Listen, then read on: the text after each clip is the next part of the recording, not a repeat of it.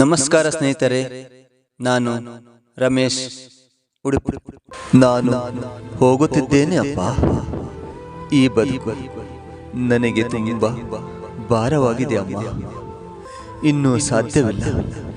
ಯಾರು ನನ್ನ ನೋವನ್ನು ಅರ್ಥ ಮಾಡಿಕೊಂಡಿಲ್ಲ ಅಮ್ಮ. ಕ್ಷಮಿಸಬೇಕು. ನಾನು ನಿಮಗೆ ಸೋತು ಹೋಗಿದ್ದೇನೆ ಅಪ್ಪ. ನಾನು ಈ ಭೂಮಿ ಮೇಲೆ ಇಲ್ಲ ಅಂದರೆ ನಿಮಗೂ ನಿಮ್ಮ ಮರ್ಯಾದೆಗೂ ಯಾವುದೇ ತೊಂದರೆ ಬರುವುದಿಲ್ಲಪ್ಪ. ನಾನೇ ಇಲ್ಲ ಅಂದ ಮೇಲೆ ನೀವು ನನಗೆ ಹಣ ಖರ್ಚು ಮಾಡುವ ಅವಶ್ಯಕತೆ ಇಲ್ಲ ಅಮ್ಮ. ನನ್ನನ್ನು ಮತ್ತೊಮ್ಮೆ ಕ್ಷಮಿಸಬೇಕು ಅಪ್ಪ. ಅಮ್ಮ, ಕ್ಷಮಿಸಬೇಕು. ಇದು ಒಂದು ಪತ್ರ, ಪೇನ್ ನೋಟ್. ಅವನ ಮನಸ್ಸಿನ ಕೊನೆಯ ಕ್ಷಣದ ನೋವಿನ ಭಾವನೆಗಳ ಪತ್ರ. ಒಬ್ಬ 19 ವರ್ಷದ ಕಾಲೇಜು ಹುಡುಗನು ಬರೆದಿದ್ದ. ಅವನು ಆತ್ಮಹತ್ಯೆ ಮಾಡಿಕೊಳ್ಳುವ 15 ನಿಮಿಷಗಳ ಮುಂಚೆ. ಈಗ ಅವನು ಇಲ್ಲ, ಆದರೆ ಅವನ ಮಾತುಗಳು ಇಲ್ಲಿ ಉಳಿದಿವೆ. ನಾವು ಕೇಳಬೇಕಾದ, ಅರ್ಥ ಮಾಡಿಕೊಳ್ಳಬೇಕಾದ, ನಮ್ಮ ಮಕ್ಕಳಿಗೆ ತಲುಪಿಸಬೇಕಾದ ಕಥೆ. ಸ್ನೇಹಿತರೆ, ಇದು ಬರೀ ಕಥೆಯಲ್ಲ, ಜೀವನಕ್ಕೆ ಜೀವ ತುಂಬುವ ಜೀವಂತ ಕಥೆ. ಅವನ ಹೆಸರು ಅರವಿಂದ್. ಸಾಧಾರಣ ಮಧ್ಯವರ್ಗದ ಕುಟುಂಬದಿಂದ ಬಂದವನು. ಅವನ ತಂದೆ ಆಟೋ ಚಾಲಕ, ಅಮ್ಮ ಮನೆ ಕೆಲಸದಾಗಿ. ಬಾಲ್ಯದಲ್ಲಿ ಕಾಗದದ ಮೇಲೆ ಚಿತ್ರ ಬಿಡಿಸಿ ಶಿಕ್ಷಕರಿಂದ ಶಬಾಸ್ ಪಡೆದಾಗಲೇ ಅವನು ಕನಸು ಕಾಣ್ತಾನೆ, ನಾನೊಬ್ಬ ದೊಡ್ಡ ಪೇಂಟರ್ ಆಗಬೇಕು, ಒಳ್ಳೆಯ ಚಿತ್ರ ಕಲಾವಿದನಾಗಬೇಕು ಎಂದು. ಆತನ ಕನಸು ಪ್ರಾಮಾಣಿಕ, ಹೃದಯದಿಂದ. ಆದರೆ ಬದುಕು ಅವನು ಅಂದುಕೊಂಡಷ್ಟು ಸುಲಭ ಅಲ್ಲವಲ್ಲ. ಅವನ ಶಾಲೆಯಲ್ಲಿ ಯಾರಿಗೂ ಕಲೆಯ ಮೇಲೆ ನಂಬಿಕೆ ಇರಲಿಲ್ಲ. ಪಾಠ ಓದು, ಇಂಜಿನಿಯರ್ ಆಗು, ಅದೇ ಬದುಕು ಎಂದು ಎಲ್ಲರೂ ಹೇಳ್ತಾರೆ. ಅವನ ಗೆಳೆಯರು, ಅವರ ಕುಟುಂಬಗಳು, ಸಮಾಜ, ಎಲ್ಲರ ದೃಷ್ಟಿಯಲ್ಲಿ ಕಲಾ ಕಲಿಯುವವನು ಸೋತವ. ಅವನ ಪ್ರತಿಭೆಗೆ ಬೆಲೆ ಇಲ್ಲ. ಅವನ 12ನೇ ತರಗತಿಯ ಫಲಿತಾಂಶ ಬಂದಾಗ ಅವನು 70% ಅಂಕ ಪಡೆದ.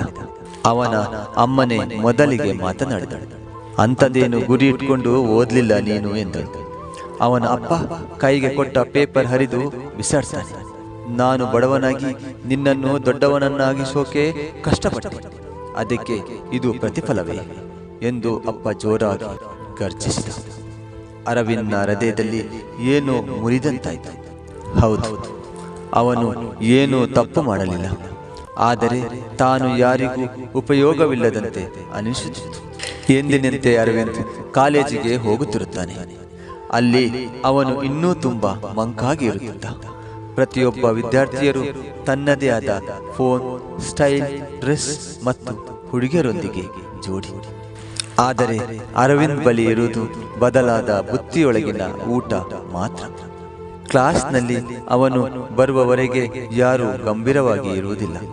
ಅವನನ್ನು ತಿರಸ್ಕರಿಸುತ್ತಾರೆ. ಗೆಳೆಯರಿಲ್ಲ, ತಾಯಿಯ ನಗುವಿನ ಮಾತುಗಳಿಲ್ಲ, ತಂದೆಯ ಪ್ರೀತಿ ಇಲ್ಲ, ಅತೀವವಾದ ಒಬ್ಬಂಟಿತನ. ಹೀಗೊಂದು ದಿನ ಅವನ ಕಲಾ ಶಿಕ್ಷಕರು ಅವನ ಡ್ರಾಯಿಂಗ್ ನೋಡಿ ಹರ್ಷಪಡುತ್ತಾರೆ. ಅರವಿಂದ್, ನೀನು ಮುಂದೆ ಒಳ್ಳೆಯ ಚಿತ್ರ ಕಲಾವಿದನಾಗಿ, ನಿನಗೆ ಉಜ್ವಲ ಭವಿಷ್ಯ ಇದೆ ಎಂದರು. ಅವನ ಕಣ್ಣುಗಳಲ್ಲಿ ಮೊದಲ ಬಾರಿಗೆ ಹೊಳೆಯುವ ಬೆಳಕು. ಆದರೆ ಏನು ಮಾಡಲಿ, ಆ ಬೆಳಕು ಹೆಚ್ಚಿನ ಕಾಲ ಉಳಿಯಲಿಲ್ಲ. ಕೆಲವು ದಿನಗಳ ಬಳಿಕ ಮತ್ತೆ ಪರೀಕ್ಷೆಯಾಯಿತು. ಪರೀಕ್ಷೆಗಳಲ್ಲಿ ಕೆಳಮಟ್ಟದ ಅಂಕ. ಅಪ್ಪ ಹೇಳ್ತಾನೆ, ನೀನು ಊರಿನವರ ಮುಂದೆ ನನ್ನ ತಲೆ ತಗ್ಗಿಸ್ತೀಯಾ ಎಂದು. ಅಮ್ಮ ಹೇಳ್ತಾಳೆ, ನಿನಗೆ ಖರ್ಚು ಹಾಕೋದಕ್ಕೆ ನಮ್ಮಲ್ಲಿ ಏನು ಉಳಿದಿಲ್ಲ ಎಂದು. ಹಾಸ್ಟೆಲ್ಗೂ ಫೀ ಕೊಡಲಾಗದ ಸ್ಥಿತಿ. ಅವನ ಸ್ನೇಹಿತರು ಹೇಳ್ತಾರೆ, ಪರೀಕ್ಷೆಯಲ್ಲಿ ಫೈಲ್ ಆಗ್ತೀಯಾ, ಏನು ಪ್ರಯೋಜನ ನಿನ್ನನ್ನು ನೋಡಿ. ಒಂದು ದಿನ ರಾತ್ರಿ ಹೊರಗಿನಲ್ಲಿ ಜೋರಾಗಿ ಗಾಳಿ, ಮಳೆ, ಮಿಂಚು, ಗುಡುಗು ಬರುತ್ತಿತ್ತು. ಆದರೆ ಅರವಿಂದ್ನ ಮೊಬೈಲ್ನ ಕೀಪ್ಯಾಡ್ ಟೈಪ್ ಮಾಡುತ್ತಿತ್ತು. ಅವನ ಮೊಬೈಲ್ನ ನೋಟ್ ಪ್ಯಾಡ್ನಲ್ಲಿ ಬರೆದ ಪತ್ರ, ನನ್ನ ಕನಸು, ನನ್ನ ನೋವು ಯಾರಿಗೋಸ್ಕರ. ನಾನು ಇಲ್ಲದಿದ್ದರೆ ಯಾರಿಗಾದರೂ ವ್ಯತ್ಯಾಸವಿದೆಯೇನು? ಯಾರಿಗಾದರೂ ಕಷ್ಟವಿದೆಯೇನು? ಕ್ಷಮಿಸಿ ಅಮ್ಮ, ಅಪ್ಪ, ದಯವಿಟ್ಟು ಕ್ಷಮಿಸಿ. ಅವನ ಜೀವ ಹೋಗುತ್ತದೆ. ಅವನ ಅಪ್ಪ ಅಮ್ಮ ಅಳುತ್ತಾರೆ. ತಾಯಿ ಹೇಳ್ತಾರೆ, ನಾನು ನನ್ನ ಮಗನಿಗೆ ಬಿಗಿಯಾಗಿ ಅಪ್ಪಿಕೊಳ್ಳಲೇ ಇಲ್ಲ ಅಂತ ಅಳ್ತಾಳೆ. ಅಪ್ಪ, ಒಂದೇ ಒಂದು ಸಲ ಅವನ ಕನಸು ಏನು ಎಂದು ಕೇಳಿದ್ದರೆ ಸಾಕಾಗುತ್ತಿತ್ತೋ ಏನು. ಅವನ ಕನಸಿಗೆ ನಾವು ದಾರಿದೀಪವಾಗಿದ್ದರೆ ನನ್ನ ಮಗ ಬದುಕುತ್ತಿದ್ದಾನೋ ಏನು. ಆದರೆ ನಾನು ಕೇಳಲಿಲ್ಲ, ಅವನು ಹೇಳಲಿಲ್ಲ, ಈಗ ಅವನೇ ಇಲ್ಲ ಎಂದು ತಲೆಯನ್ನು ಗೋಡೆಗೆ ಹೊಡೆದು ಅಳುತ್ತಾರೆ.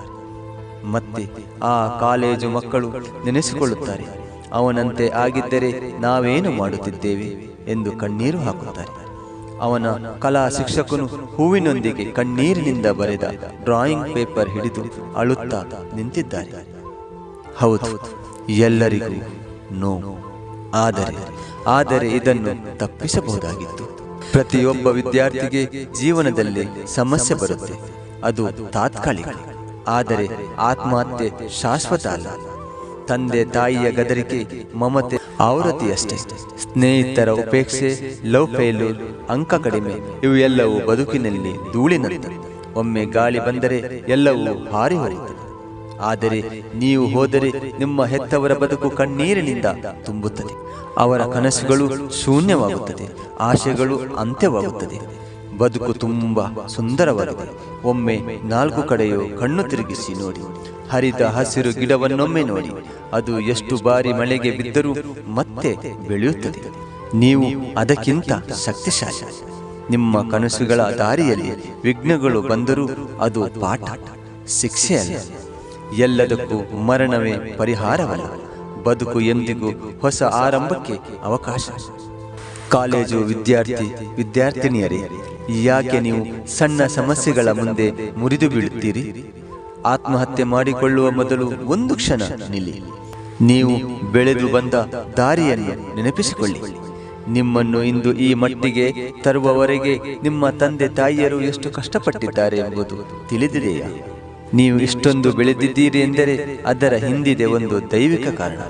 ಈ ಮನುಷ್ಯ ಜನ್ಮ ದೇವರು ಕೊಟ್ಟಿದ್ದಾರೆ, ಬಾಳನ್ನು ಮುಗಿಸಿಕೊಳ್ಳಲು ಅಲ್ಲ. ನಕ್ಷತ್ರಗಳು ಎಂದೆಂದಿಗೂ ಬೆಳಗುವಂತೆ ಪ್ರೀತಿಯಿಂದ ಬದುಕಲು.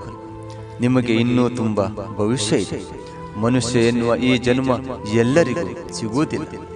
ಆ ದೇವರು ನಿಮಗೆ ಈ ಮನುಷ್ಯ ಜನ್ಮ ಕೊಟ್ಟಿದ್ದು ನಿಮ್ಮ ಜೀವನವನ್ನು ಹಾಳು ಮಾಡಿಕೊಳ್ಳುವುದಕ್ಕಲ್ಲ, ಬದಲಾಗಿ ಈ ಸುಂದರವಾದ ಭೂಮಿ ಮೇಲೆ ಸಂತೋಷವಾಗಿ ಬಾಳಿ ಬದುಕಲಿ ಎಂದು. ಇಲ್ಲಿ ಸುಖ ಸಂತೋಷಗಳು ಕುಳಿತಲ್ಲಿ ಬರುವುದಿಲ್ಲ, ಕಷ್ಟಪಡಬೇಕು. ಕಷ್ಟಪಟ್ಟರೆ ಪ್ರತಿಫಲ ಸಿಗುವುದು. ಬಾಳಲ್ಲಿ ಕಷ್ಟಗಳು ತಪ್ಪಲಾರವು.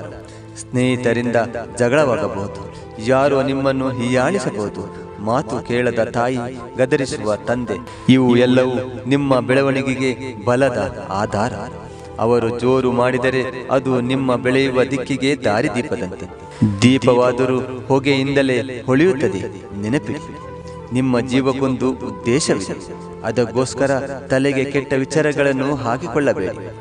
ಬದುಕು ಒಂದು ಅವಕಾಶ, ಅದನ್ನು ವ್ಯರ್ಥ ಮಾಡಿಕೊಳ್ಳಬೇಡಿ. ಮುಂದೆ ನುಗ್ಗಿ ಕನಸುಗಳ ಗುರಿಯನ್ನು ಮುಟ್ಟಿ. ನೀವು ತಾಯಿ ತಂದೆಯ ಕನಸುಗಳು, ಸಮಾಜದ ಭವಿಷ್ಯ. ತಾವು ಉರುಳಿದರೆ ಅವರ ಹೃದಯ ಚೂರು ಚೂರಾಗುತ್ತದೆ. ಪೋಷಕರೇ, ನಿಮ್ಮ ಮಗ ಅಥವಾ ಮಗಳು ಅಂಕಗಳಲ್ಲಿ ಕಡಿಮೆಯಾಗಿದ್ದರೂ ಸಹ ಅವರ ಕನಸುಗಳಲ್ಲಿ ಶ್ರದ್ಧೆ ಇದೆ. ಅವರು ನಿಮ್ಮ ಹೃದಯದ ತುಣುಕು. ಅವರ ಕನಸುಗಳೇ ಅವರ ಜೀವನ. ಬದುಕು ಬೆಳೆ ಬಾಳುವುದು, ಹೋರಾಡಿ ಮುನ್ನಡೆಯಿರಿ. ನೀವು ಈ ವಿಡಿಯೋ ನೋಡುತ್ತಿರುವ ಯುವಕರೇ, ವಿದ್ಯಾರ್ಥಿಗಳೇ, ಪೋಷಕರೇ, ಈ ಕ್ಷಣ ನಿಮ್ಮ ಬಳಿ ಯಾರಾದರೂ ತೊಂದರೆಗೊಳಗಾಗಿದ್ದರೆ ಅವನ ಜೊತೆ ಕುಳಿತು ಮಾತನಾಡಿ, ಕೇಳಿಸಿಕೊಳ್ಳಿ. ಬದುಕು ಮೌಲ್ಯಮಯ, ಪ್ರತಿ ಉಸಿರು ಅಮೂಲ್ಯ. ಯಾರಿಗಾದರೂ ಸಹಾಯ ಬೇಕಾದರೆ ಅವರ ಕೈ ಹಿಡಿಯಿರಿ, ಪ್ರೀತಿ ನೀಡಿ. ಶಬ್ದ ಮಾತ್ರವಲ್ಲ, ಹೃದಯದಿಂದ ಕೇಳಿ. ಒಬ್ಬ ಅರವಿಂದನನ್ನು ನಾವು ಕಳೆದುಕೊಂಡೆವು, ಆದರೆ ಇನ್ನಷ್ಟು ಅರವಿಂದನಂತೆ ಇರುವವರು ಉಳಿಯಬೇಕು. ಅವರನ್ನು ಕಾಪಾಡೋದು ನಮ್ಮ ಹೊಣೆ. ಸ್ನೇಹಿತರೆ, ಈ ವಿಡಿಯೋವನ್ನು ನೀವು ಇಷ್ಟಪಟ್ಟರೆ ದಯವಿಟ್ಟು ಶೇರ್ ಮಾಡಿ. ಒಬ್ಬರ ಜೀವ ಉಳಿಯಲು ಈ ವಿಡಿಯೋ ಸಹಾಯ ಆಗಬಹುದು. ನಿಮ್ಮ ಪ್ರೀತಿಯ ಮಾತುಗಳು ಯಾರಿಗಾದರೂ ಬದುಕಿಗೆ ಹೊಸ ದಾರಿ ನೀಡಬಹುದು. ಹಾಗೆಯೇ ರಮೇಶ್ ಉಡುಪಿ ಯೂಟ್ಯೂಬ್ ಚಾನೆಲ್ ಅನ್ನು ಸಬ್ಸ್ಕ್ರೈಬ್ ಮಾಡುವುದು ಮಾತ್ರ ಮರೆಯಬೇಡಿ. ಧನ್ಯವಾದ.